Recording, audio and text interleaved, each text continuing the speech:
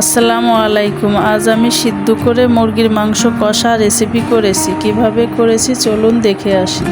প্রথমে কড়াইতে পানি দিয়ে কয়েকটা কাঁচামরিচ ও পেঁয়াজ কুচি দিয়ে 1 চামচ রসুন বাটা, 1 চামচ আদা বাটা, 1 চামচ জিরা বাটা ও 1 চামচ সজের গুঁড়া, 1/2 চামচ হলুদ গুঁড়া, 1 চামচ মরিচ গুঁড়া দেওয়ার পর মাংস দিয়ে ঢেকে দেব। এর 10 থেকে 15 মিনিট পর ঢাকনা উঠিয়ে নেড়ে চেড়ে মাংস সিদ্ধ হয়ে গেলে বাটিতে উঠিয়ে নেব। তারপরে কড়াইতে তেল দিয়ে দেব।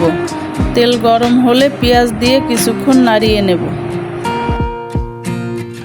পেঁয়াজের রং বাদামি হয়ে গেলে পানি দিয়ে কয়েকটা কাঁচা মরিচ দিয়ে 2 চামচ রসুন বাটা, 1 চামচ আদা বাটা, 1 চামচ জিরা বাটা, 1 চামচ সজের গুঁড়া দিয়ে তারপর স্বাদমতো লবণ দিয়ে কষিয়ে নেব।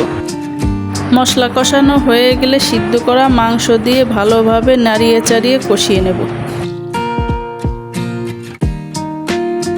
এরপর কষানো হয়ে গেলে সিদ্ধ করা মাংসের ঝোল দিয়ে আরও কিছুক্ষণ নেড়ে চেড়ে পানি যখন শুকিয়ে যাবে তখন নামিয়ে নেব। হয়ে গেল সিদ্ধ করা মুরগির মাংস কষা রেসিপি। আপনারা বাসায় এভাবে রান্না করে দেখতে পারেন, আশা করি ভালো লাগবে। ভিডিওটি ভালো লেগে থাকলে ফলো, লাইক, কমেন্ট, শেয়ার করে দেবেন। ভিডিওটি দেখার জন্য সবাইকে ধন্যবাদ।